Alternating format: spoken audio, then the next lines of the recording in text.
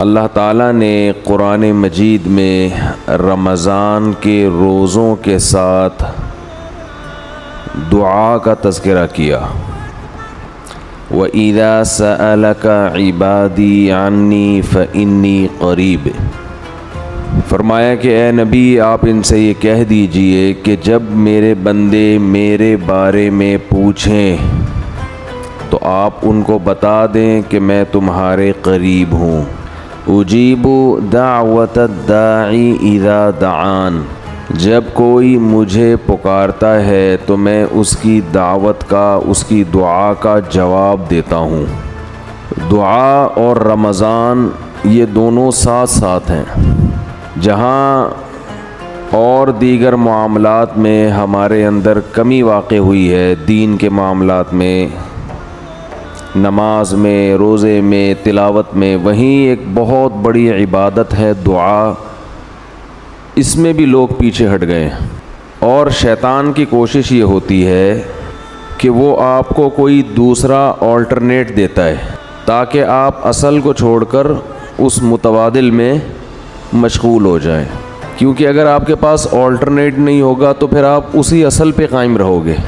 حکومت جب کوئی سڑک بناتی ہے، بلکہ پہلے سے جو سڑک ہے اس میں ریپیئرنگ کا کام کرتی ہے، تو لوگوں کو متبادل راستہ دیتی ہے۔ لکھا ہوتا ہے نا کہ آگے کام ہو رہا ہے، ہم معذرت خواہ ہیں، متبادل راستہ۔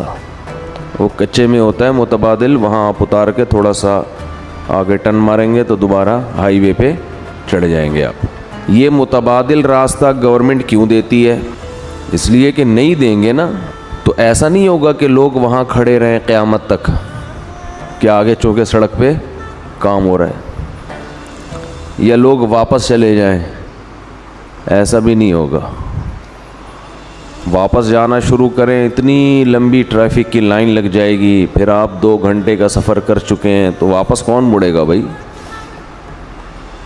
نتیجہ یہی ہوگا کہ اسی ریپیئرنگ والے راستے پر ہی لوگ گاڑیاں لے کے چڑھ جائیں گے۔ تو اس لیے جب بھی کسی ٹریک پر سے لوگوں کو اتارنا ہوتا ہے تو اس کا طریقہ یہ ہوتا ہے کہ دوسرا متبادل راستہ دیا جائے ان کو۔ یہاں تک بات سمجھ میں آ گئی ہے؟ یہی کام شیطان کر رہا ہے، کیونکہ شیطان بہت ہی ہوشیار ہے۔ شیطان جو ہے نا وہ بہت بڑی فلم ہے۔ تو وہ کیا کرتا ہے کہ بے دین کو تو ایسا کرتا ہے کہ جو جائز خواہشات ہیں ان سے ہٹا کے حرام خواہشات کی طرف لے کر جاتا ہے، حالانکہ وہ خواہشات کی نوعیت ایک ہی جیسی ہوتی ہے۔ آپ کو بھوک لگ رہی ہے تو بھائی چوری کر کے بھی روٹی کھا سکتے ہو، اور جیب میں پیسے ہیں اس طرح بھی کھا سکتے ہو۔ چوری کرو گے ایک دفعہ آسانی ہوگی، لیکن ہمیشہ پھر چوری کرنی پڑے گی، ہر دفعہ کی ٹینشن۔ اور اگر پیسے کما لو گے تو ایک دفعہ کی ٹینشن ہے، لیکن ہمیشہ پھر عزت کے ساتھ خرید کے ساری زندگی کھاتے رہو گے۔ اب بھوک تو پوری کرنی ہے نا، تو شیطان کیا کرتا ہے، چور کو حلال راستہ سے ہٹا کے حرام بتاتا ہے، جس میں ٹینشن بھی زیادہ، ڈپریشن بھی، ضمیر بھی ملامت کرے گا، عزت کا جنازہ بھی نکلے گا۔ تو بے دین آدمی کو شیطان حلال خواہشات سے ہٹا کر کس طرف لاتا ہے؟ بولے نا یار، حرام۔ وہ نکاح سے ہٹائے گا، زنا کی طرف لائے گا۔ تو ہر چیز میں ایسا ہی کرے گا شیطان۔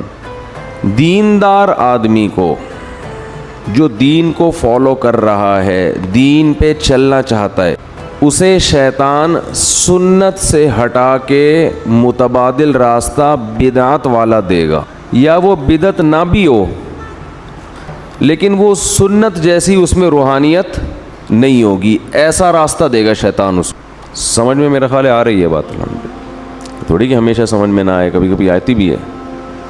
تو ہمیشہ ایسا راستہ دے گا جو یا تو بدعت ہوگا وہ راستہ، یا اس میں بدعت نہ بھی ہو تو کم از کم جو سنت میں روحانیت تھی وہ اس راستے میں نہیں ہوگی۔ دعا کے معاملے میں بھی شیطان نے یہی کام کیا ہے۔ آدم علیہ السلام سے لے کے ہمارے نبی صلی اللہ علیہ وسلم تک جتنے پیغمبر آئے، پھر آج تک جتنے بڑے بڑے علماء، صلحاء، اولیاء، وہ اپنے تمام کاموں میں دعا کو بہت زیادہ فوکس کیا کرتے تھے۔ یا اللہ ہمیں پورے روزے رکھنے کی توفیق عطا فرما اور ہماری دعاؤں کو قبول فرما۔